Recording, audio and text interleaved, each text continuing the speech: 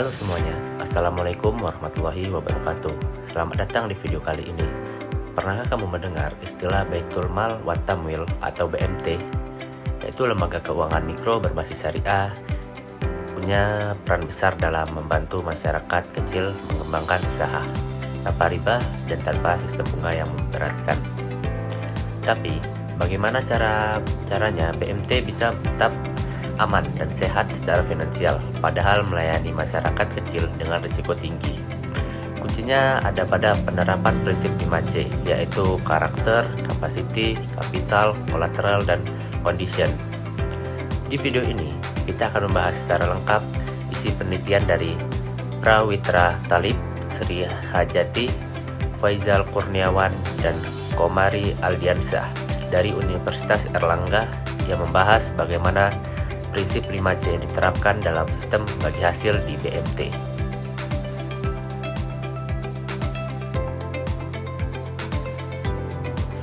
Teman-teman tahu nggak apa itu BMT?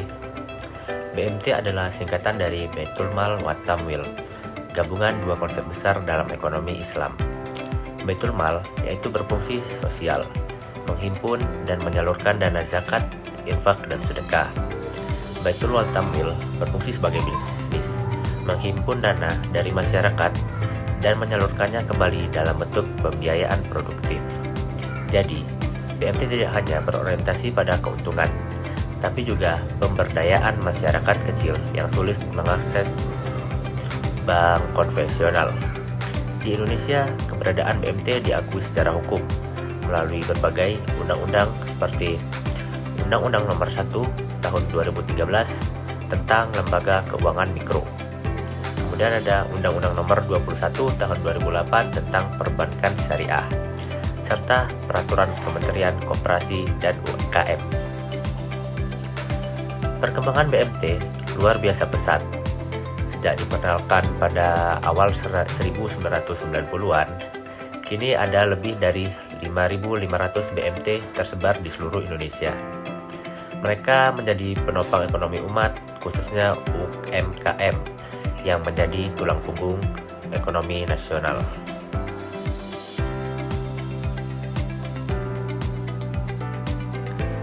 Salah satu produk unggulan BMT adalah pembiayaan berbasis bagi hasil, bukan bunga. Ada dua akad utama yang digunakan. Yang pertama ada mudharabah, kerjasama antara pemilik modal, BMT, dan pengelola usaha, nasabah.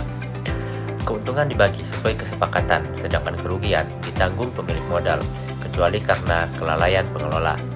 Yang kedua ada musyarakah, kerjasama antar dua pihak atau lebih, yang sama-sama menyumbangkan modal dan berbagi untung rugi sesuai porsi kontribusi. Dengan sistem ini, BMT tidak sekedar menjadi pemberi pinjaman, tapi juga mitra usaha.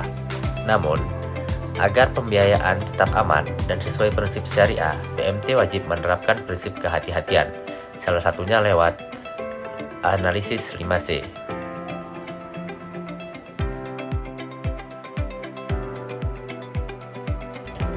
Prinsip 5C berasal dari sistem perbankan konvensional, tetapi juga sangat relevan dalam sistem keuangan syariah.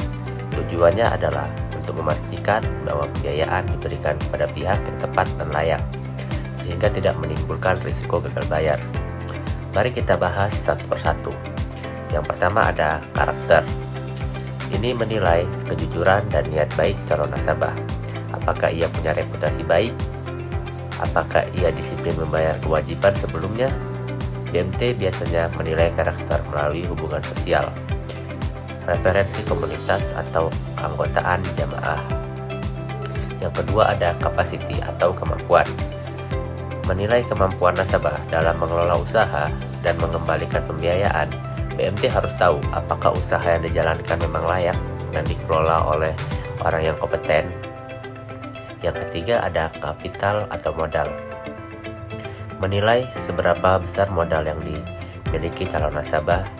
Jika nasabah juga menanamkan modalnya sendiri, itu menunjukkan keseriusan dan mengurangi resiko modal hajat. Yang keempat ada kolateral atau jaminan. Dalam sistem syariah, jaminan bukan untuk mencari keuntungan, tapi untuk mengurangi resiko. Jika usaha gagal, kolateral bisa berupa barang, aset usaha, atau jaminan moral dari kelompok.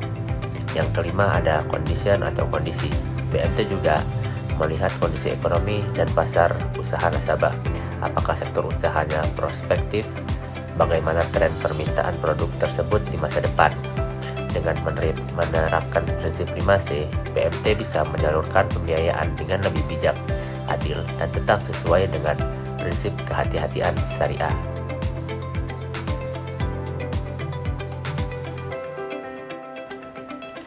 Penelitian ini juga menjelaskan alur pembiayaan di BMT berdasarkan prinsip 5C, yaitu yang pertama, nasabah mengajukan permohonan pembiayaan, melampirkan dokumen dan rencana usaha.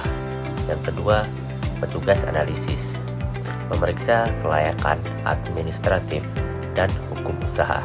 Yang ketiga, ada survei lapangan, dilakukan untuk menilai usaha dan karakter nasabah. Yang keempat, laporan analisis, diserahkan ke komite pembiayaan untuk memutuskan disetujui atau tidak. Yang kelima, jika disetujui, akan ditandatangani sesuai prinsip syariah, dana disalurkan. Keenam, selama masa pembiayaan, BMT melakukan monitoring dan pendampingan usaha. Yang ketujuh, setelah selesai, hasil usaha dibagi sesuai rasio yang disepakati di awal. Proses ini menunjukkan bahwa BMT bukan hanya lembaga keuangan, tapi juga pendamping dan mitra pemberdayaan ekonomi umat.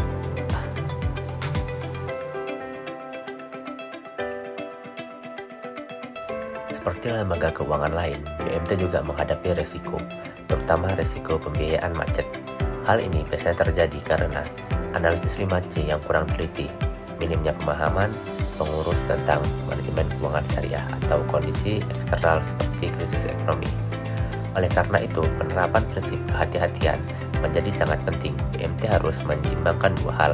Yang pertama, nilai sosial dan keadilan ekonomi Islam. Dan yang kedua, keberlanjutan lembaga secara finansial. Bila BMT mengabaikan analisis 5C, dampaknya bisa fatal, kerugian, menurunnya kepercayaan anggota, bahkan kebangkrutan.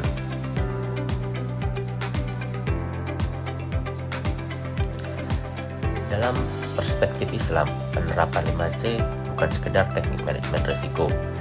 Ia juga bagian dari maqasid syariah, yaitu tujuan syariat Islam untuk menjaga 5 hal pokok. Yang pertama, menjaga agama. Yang kedua, menjaga jiwa. Yang ketiga, menjaga akal. Yang keempat, menjaga keturunan. Dan yang terakhir, menjaga harta. Melalui pembiayaan syariah yang hati-hati, BMT membantu menjaga harta umat dari praktik riba, penipuan, dan kerugian yang zalim. Selain itu, sistem bagi hasil menciptakan keadilan dan kebersamaan antara lembaga dan masyarakat.